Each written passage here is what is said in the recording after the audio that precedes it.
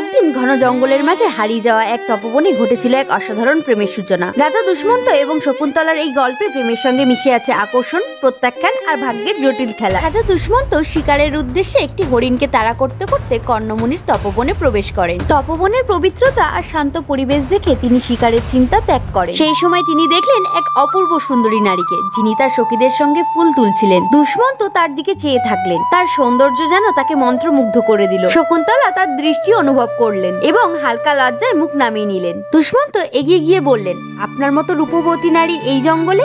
আপনি কে?